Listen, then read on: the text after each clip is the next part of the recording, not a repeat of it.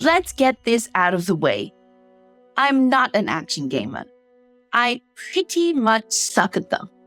I mean, my friends say I'm bad at video games.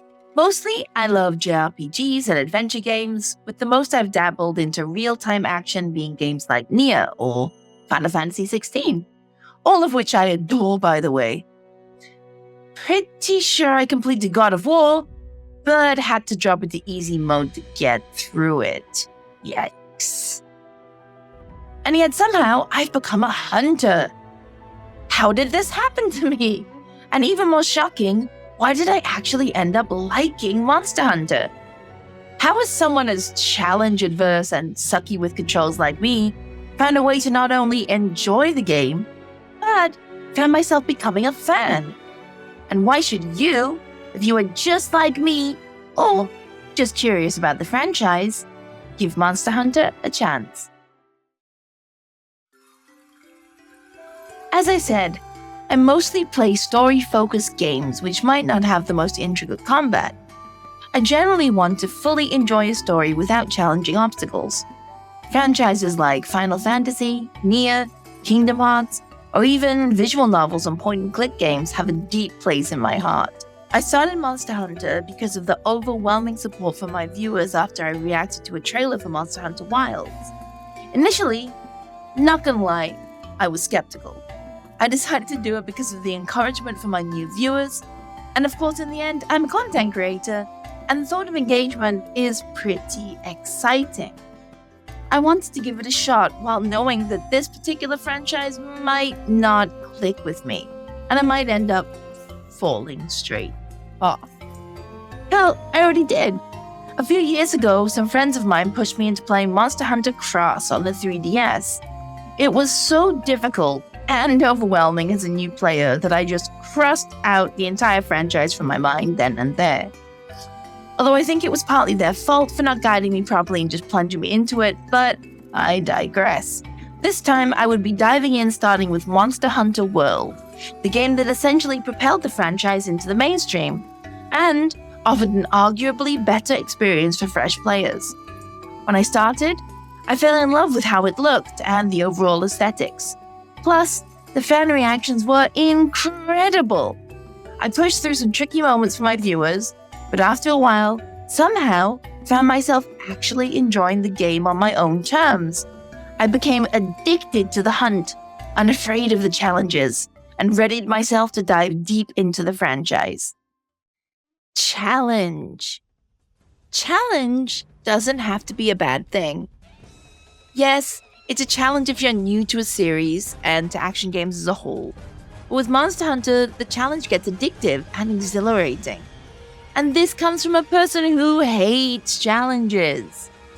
From your first fight with Great Jagras, you're going to feel overwhelmed and start flailing, mashing all the buttons. Maybe you'll succeed, maybe you won't, at least the first time. But when you eventually down the beast, you will cheer. Actually yell out in joy. It feels so good. And the harder the monster is, the better that feeling is. Sometimes you need challenge to feel true victory. Now, the first time any new player might feel the pressure of a big challenge in World could be the fight against Anjanath. That pink T-Rex was my big nemesis for quite some time, literally stalking me through the zone. Anjanath gave me a glimpse of how intricate the later fights can be. Sure, it's not hard in retrospect, but it very much can be if you're completely new to something like this. Anjanath is aggressive, relentless, and will test your reflexes. No matter how good you are, you will find your own personal wall later on, whether it's monsters like Nergigante, Barioth, or even during endgame with nightmares like Rajang. At some point, you will meet your equal. The challenge to beat them, especially solo like I did, will be long and drawn out. But when you persevere, when you hold on to your beliefs, when the foul beast lets out its final death cry, you will shout. You will shout in joy and catharsis. Yes! Let's find those two. Monster Hunter offers many options to customize your experience. If one playstyle doesn't suit you, there are plenty that will surely keep you engaged. There are 14 weapons to choose from, which means that if one doesn't suit you, another might. I was super lucky and hit on my perfect weapon first choice with dual blades, but don't feel badly if you need to change it up a few times. Take your time to feel them out. It can feel like a completely different game depending on your weapon choice. So, if you hate it at first, don't panic. You may suck at one weapon, but not the next. It's very unlikely you'll suck at all of them. As for me, let me tell you, dual blades are amazing. My recommendation for starting weapon for sure. Some weapons are pretty complex, but dual blades just felt right at home in my inexperienced hands. Speedy, easy to dart around dodging, and you get to slash at monster ankles all day. Plus, you can pull some magnificent Beyblades and feel like an absolute badass.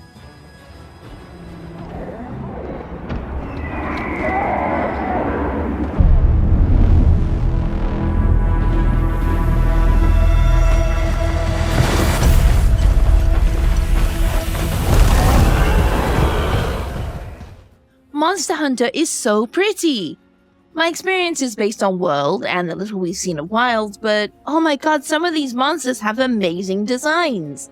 Some of my favorites are Kirin, Bahazak, and Namiel. Not only are they pretty, but they feel alive, like living, breathing creatures. When you hunt them, they behave like real animals.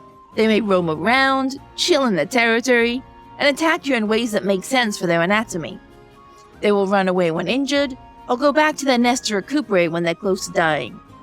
Around you, there are also little critters, smaller animals, and alien plant life that make for a living, breathing ecosystem that truly immerses you in the world. I can assure you that if you have any deeper interest beyond seeing the franchise as a game where you just kill monsters, then the ecology and lore will really pull you in. Surprise yourself and other people.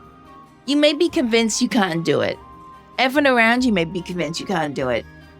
Show them they're wrong. There's nothing like defeating a monster on your first try to an audience of guys complaining it took them multiple attempts. This is especially satisfying as a girl known for sucking at action games. I truly believe that this franchise is something truly special. Games that bridge the gap between casual fun and unforgiving hardcore action. A perfect middle ground where you can find joy and fun in multiple aspects of the game. Your character doesn't level up. You do. As you learn a monster's attack patterns, you'll get better and better, and improve as you progress through the game. This really forces you to get good, which you will do with some perseverance. And that skill will transfer to other games. Imagine being able to experience all those action games you thought you were too bad to play. Now, Monster Hunter doesn't hold your hand as a beginner to the franchise, and that can be intimidating. Alright, I can already hear you sweaty gamers typing in the comments about how this is not true, and how games like Dark Souls or whatever are the real challenge compared to this, but come on, let's be real. Monster Hunter is pretty challenging. But the community is incredible, and always willing to welcome in a new player. You'll find so many people happy to help you get through a tough fight, whether actually helping you in a game or giving you solid advice. And, if solo play doesn't suit you, remember that you can always play with friends. I stubbornly insisted on getting through World and Iceborne solo, but there's no rule saying it has to be done that way. Ask for help when you need it. However, I always recommend coming back to the monster who bested you solo later in the game, just to prove to yourself that you can do it. Hell, I don't consider a monster truly defeated until I do it solo. So, Monster Hunter Wilds just released. And if you are a newcomer watching this video and considering playing Monster Hunter for the first time, in all likelihood, Wilds is going to be your first game. Hell, maybe Monster Hunter Wilds was your first time hearing about the series. I mean, the launch has been immense. As from this recording, the game has reached 1.3 million concurrent players on Steam alone. And considering that it's huge on PlayStation, especially in Japan, a lot of people are currently diving into Wilds. As a newcomer, Wilds is going to be your perfect entry point to the series. Now, you might have heard that some reviews and longtime fans of the series have complained about the difficulty being too easy. From what I've played so far, okay, sure. I feel like the game doesn't give you that early game newcomer wall where you are just fumbling and struggling. Mind you, I've played World for hundreds and hundreds of hours by now, but still, I can tell it's way easier. And the hunts are shorter, with a time limit now set to 20 minutes instead of 50. The worry is, of course, that the difficulty will trivialize the combat and gameplay loop.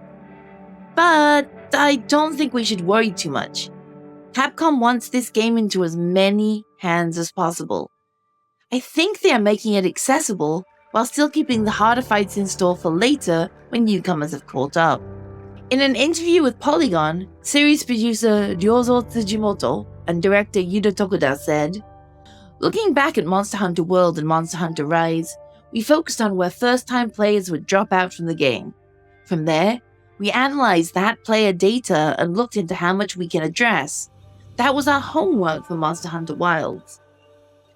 Tokuda said that the Monster Hunter Wilds team was careful about how it can teach players gradually during the game's very tutorial-like, easy-to-understand first few hours, but that as players progress, it will feel similar to past Monster Hunter games, meaning much more challenging. You know, there's a joke in the community that your first Monster Hunter is usually your second time trying the series. Most people drop the game after their first foray and then fall in love with it at a later date. Hell, as I said before, that happened to me. Capcom knows this, and they are trying to minimize that drop-off. I truly believe that for players wanting a challenge, we will get more of these later. For now, this game is the perfect launchpad for this new generation of players. Now, on to the best thing about Wild so far in my playthrough. My biggest complaint about the franchise is the story. Monster Hunter World doesn't have the greatest story. I'm not going to spoil anything, but Wilds is shaping up to be way more in-depth in this department. This means the game has the potential to bring in story fans too. Sure, you might say it's not necessary for Monster Hunter to have a good story, but I come from a story-focused gamer perspective. It would be so great to enjoy both the combat and a good story. I truly believe that the franchise will reach its full potential and fame when it can reconcile these two aspects harmoniously. Alright, you've watched the video this far. Go play Monster Hunter, what are you waiting for? You can start with Wilds, check back in on World or even any of the other games. You will have fun, and the community will welcome you, guaranteed. Heck, join my community. We have a wonderful group of players who won't hesitate to help newbies. So, this concludes my first video essay. If you like this sort of thing, make sure you let me know in the comments and tell me what topic you want me to cover next time. Don't forget to like, comment, and subscribe. I want to also thank all my YouTube members, so consider becoming one if you're not already. Also, join my Discord. I will see you all next time.